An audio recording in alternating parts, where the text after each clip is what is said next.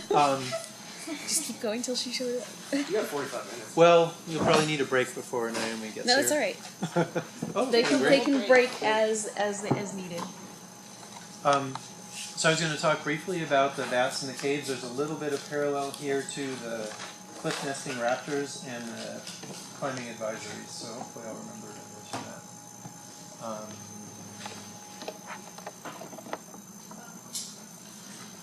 One of our main visitor attractions, as you probably know, are balconies and Bear Gulch caves and their talus passages. Is Russ coming? He was here yesterday. He was here, so he probably talked about... Did you talk about cave I formations? was at the visitor center, but they should know.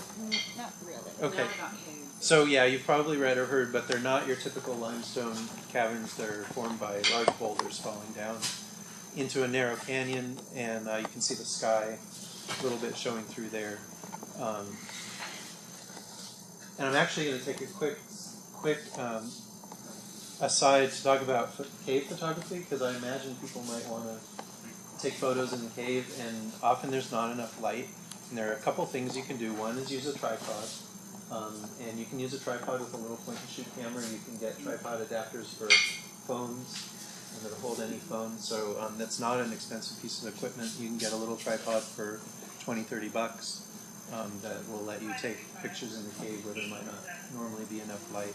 Another thing you can do, though, is you can be a little bit sneaky. You can set up your camera on a tripod, even if it's too dark to normally take a picture, and you can paint whatever you want with your headlamp. You can paint it with light. You can do that with waterfalls, and in this particular case, I did it in the balconies cave. It looks like I'm standing there with my headlamp on, but that's not at all what happened in this photo. I actually took the headlamp, shielded it so the camera couldn't see it, painted myself so you could see me. So I shined it on me really quickly. This is like a 30-second exposure, so I have some time to do this. And then I shined it all over on the rocks where I wanted it. If I had just worn that headlamp, all you'd see is a really bright thing on my forehead and a really bright spot on the rock. And it would look horrible. You wouldn't see me and you wouldn't really see the rock. So I really quickly did all that where you couldn't see the light. I held it down behind me, and then I quickly put it on my head. Or I actually just held it right there and for a few seconds, and that's a shot. But yeah, you can get rock formations, waterfalls, all sorts of things by doing that. That was cool. I saw some people doing it. That's how I got it. So the caves are formed by streams flowing through, widening cracks in the rocks, and like I said, boulders falling down from above. I usually recommend to people that they take their time in the caves because they're pretty short and they're pretty easy to get through. So you can walk through the cave in 5 minutes and you're like, whoops. And the other thing you can do is focus on where your headlamp is shining. So I usually have people go inside, and I tell them, if you feel comfortable, turn off your light. Stand against the wall so you're stable. Give your eyes 5 or 10 minutes to get used to the light. And then when you turn it back on, maybe dim it or just use it a minimal amount. But pay attention. Remember to look up. Think about how this cave formed. Look at the light coming in, that sort of thing. And so back in 1997, 1998, we had Townsend's big-eared bats move into one of our most popular visitor attractions, Bear Gulch Cave. And we ended up closing the cave to protect them. And now you may know we have sort of a complicated scenario where, depending on where the bats are, we'll open part of the cave for people to enjoy. So we're trying to, just like with the raptors, we're trying to maximize the amount of the park that people can enjoy while still taking care of it so that future generations will have bats and a whole complement of species here, we hope. And when did they move in again? Well, I'd recommend looking on the website. Okay. Yeah, it all has to do with their biology. The management's keyed into their biology, and we do surveys to see what they're doing when. But yeah, on the website, there's a calendar that shows it, and it's probably too complicated for me to try to explain. We do have some temperature, humidity monitoring equipment in there, in places where the bats hang out. People enjoy the caves for lots of other things too, just exploring. There's a red-legged frog down on the left that those folks are looking at. There's a tarantula on the wall on the right. There's a red-legged frog in Bear Gulch Cave. Water striders. There are other species in there. These moths spend the winter in there as adults. Spiders. Occasionally rattlesnakes, so I do recommend using a flashlight. Earlier I said there aren't formations like stalactites and stalagmites, but we actually do have some not very spectacular but still interesting formations. This is called moon milk. It's kind of a white powder, and it's damaged by touching it, so it's not something I usually talk to visitors about, because then they'll want to go experience it, and then it won't be there. Yeah, it's a powder on the rock, and these are very small, like pencil tip size, but they are kind of like little stalactites. You can find those outside the caves too, where they're overhanging rocks. I don't know exactly what forms it. There are other species of bat. There's a bat up above. It's probably some kind of myotis, and some people down below kind of looking up at it. And there's other bat habitat too. Cracks and crevices in the rocks are homes to lots of different bats. Only the Townsend's big-eared bats and a couple other species really use the caves much. And most of the other bats use cracks in rocks, spaces under flakes on the rocks, or a couple roost in trees. This species, I think, is a hoary bat, and it was out really early one night at the reservoir drinking from the reservoir. And that one is the color of tree bark and hangs out in trees. We sometimes have bat researchers come out. These folks are stringing a net across the reservoir, and then they wear hip waders, or chest waders, so they can go out there and catch any bats. And they had a big group up there at the reservoir for this from an International Ecological Association meeting. They came down from San Jose, and you can see the looks on the people's face. They've been out there, this is like 10 o'clock at night, they've been out there since dinner time, and they're still just totally enthralled with the bats that were caught. That little kid. So I know some people really don't like bats, and they're kind of freaked out, and they think we close the cave to protect people from the bats. I'm serious. Vampire bats. Yeah, Pinnacles. but you really have a lot of opportunity to work with folks and work with attitudes, and there's a lot of positive energy out there related to bats too. So I encourage you to talk about bats, and encourage folks when they're in the cave to keep their voices down. Try not to shine their lights on bats too much. If they see one, you can kind of dim your headlamp and let a little bit of light through, so you can still see the bat but not be too bright. And also to respect the closures. In this case, they're not advisories; they're actual closures. So people, when it's closed, people need to stay out. The Townsend's big-eared bats roost right on the wall, or right on the ceiling, right out in the open. So they're really sensitive to people going into the closed cave. And like I said, we try to give people as much of the cave as we can when we can. So we feel like it's a pretty fair trade-off. Any questions about bats? No, that was... How many Do we have a species? bat list? We have a bat list. Well, we have a mammal list. Okay, sure. Let's see, we'll do this one. And I actually brought a book with me. If you haven't seen this, there might be one in the visitor centers. There's one similar to it in the west side on the stand. We have them around. It's full of all sorts of information about natural cultural resources. At Pinnacles, it's got species lists. A lot of what's on there, what's in there is on the web. And on the web we have all of our animal lists posted, or at least we will, once we kind of get things. So offhand, how many bats do we have? I always forget. I think it's 15 species, which is a fairly high diversity. We have the largest and the smallest bats in the state here, and I think some of those wouldn't be found in most places just because we have the right habitat, or we have the right conditions of heat, dryness, that sort of thing.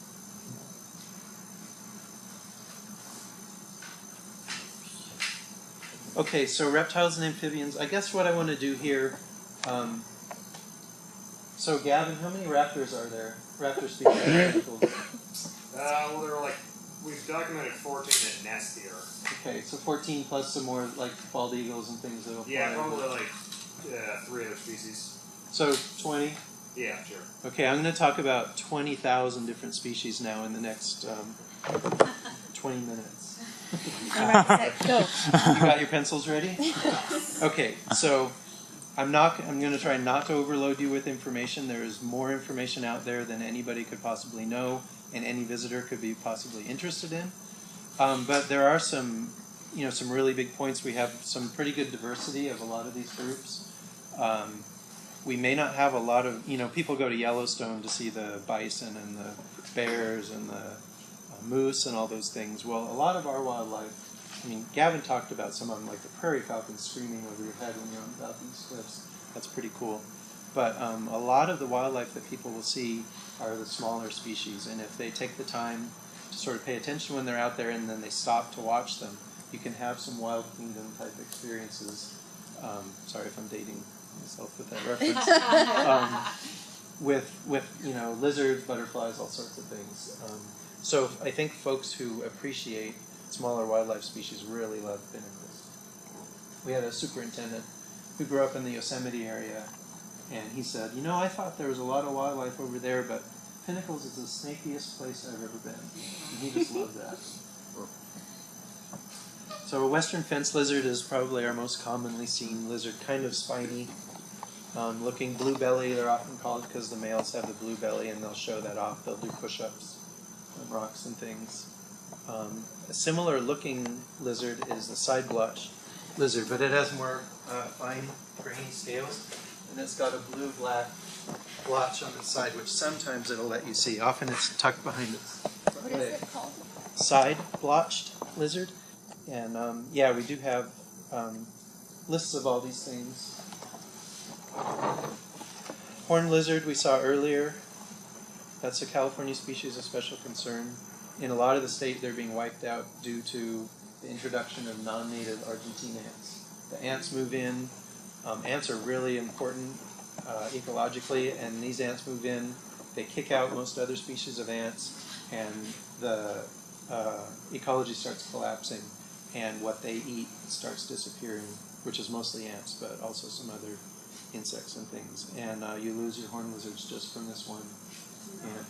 Thanks, Gavin. Yeah, sorry I have to leave. Yeah, thank you, Gavin. But if people do have further questions, you can always ask me. And I don't know if I mentioned in the Raptor talk, but if anybody wants to shadow me, like join me for work, you're certainly more than welcome. Just let me know, give me a little lead time, and I'll be happy to have people out in the field. So, yeah. Thank you. So actually, one thing I'm going to ask from you all is if you ever hear anyone, especially like a camper in the campground with an RV, who says, "Oh yeah, I have this plant I just bought at the store and I watered it and all these ants came out of it, so I put it outside." Have them bring that inside, or don't throw it in the trash. Bring it, do something with it, put it in a plastic bag and seal it up, and let me know as soon as possible, because that's how we'll get Argentine ants at Pinnacles. Or a resident, if any of you brought it. Don't worry about getting in trouble, just tell me. We'll deal with it. We already had it happen once with landscaping plants that came in, someone was watering them, and ants came out, and so we dug the whole thing up, sealed it up, got it out of here.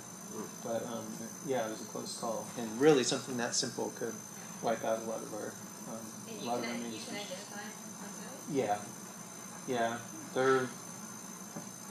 site? They just don't look like the ants here. Yeah. So, Yeah, they're similar but different. Skinks are not seen very often. This is Gilbert Skink. They live in the grass or leaf litter. Pretty cool. Alligator lizards. They'll give you a good bite if you try to pick them up. It's not a very good photo, but it's a legless lizard. People ask, why is it not a snake? They are lizards. They have ear holes, open ear holes, which snakes don't have, and they can blink their eyes, which snakes can't do. And they burrow through leaf litter and sand and that sort of thing. They're actually fairly common, but they almost never come out, so you rarely see them. They're about the size of a pencil, or a little bit bigger, kind of yellow and silver. About a year, we did pitfall trapping. Those are fences that animals run into, and then they turn left or right and run into a trap, either a funnel trap for snakes or a bucket trap. And these are 5 whiptail lizards that all fell into that bucket. So we measure them and stuff, and then let them go. Rattlesnake. Yeah, wondering what your location is on your side. No, we just did it for a short time. Yeah, the buckets in the hot sun here, the lids get weak and then broken, and then animals fall in and die. And we didn't have the staff to keep them up, so I didn't want to kill things unnecessarily. So yeah, we do have western rattlesnakes here. That's our only venomous reptile that people would have to worry about, and they're generally not aggressive. They don't want to waste their venom on people. It's very expensive. You either have to really most bites are someone messing with them, or someone like climbing and not seeing it and putting their hand right on it. Or, if you are unfortunate and you actually stepped on one in the trail because you didn't see it. But I move them from some places just to get them, like if they're right in front of the visitor center. And often they don't even rattle or strike as I'm picking them up with the snake hook and putting them in the bucket. Kind of like, oh, what's going on? I would never grab one myself. I've never touched a live rattlesnake, and I don't ever plan to. But they're not aggressive. What variety? It's the western rattlesnake. Yeah, it's not a diamondback, and that's the only one around here. But it does have toxicity. Absolutely. Yeah. They just look really small. I saw one that was kind of greenish looking. A lot of looked them. like one of the green rocks to me. Yeah, a lot of them are kind of greenish, really pretty. We did have a volunteer who was pulling weeds last year get bitten on the hand. The snake never rattled until after it bit her. Don't really know what happened there. Sometimes they're cold, and they'll just sit. You can almost step on them, and they'll be coiled up, and they'll just sit there and do nothing.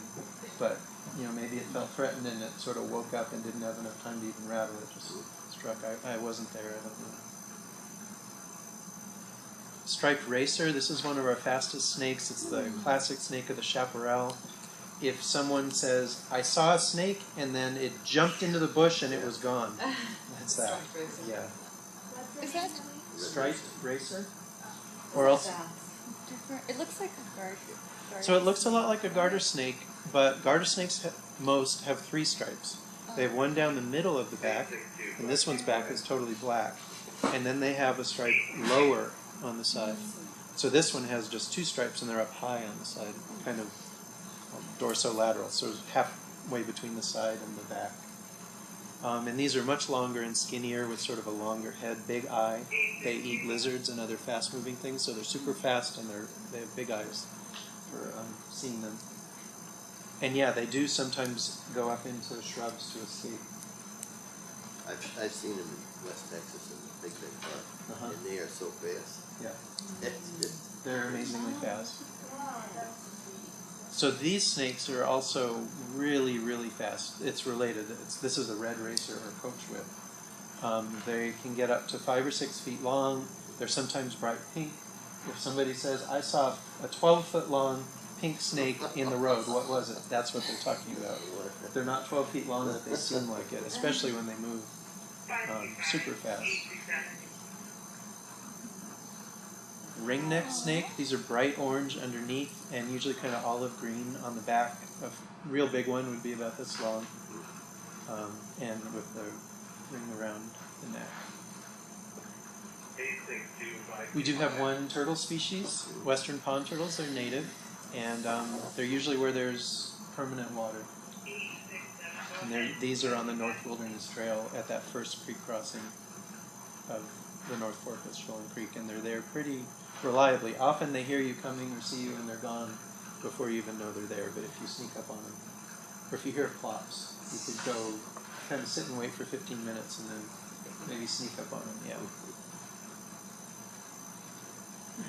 Ensatina salamander looks a lot like a newt.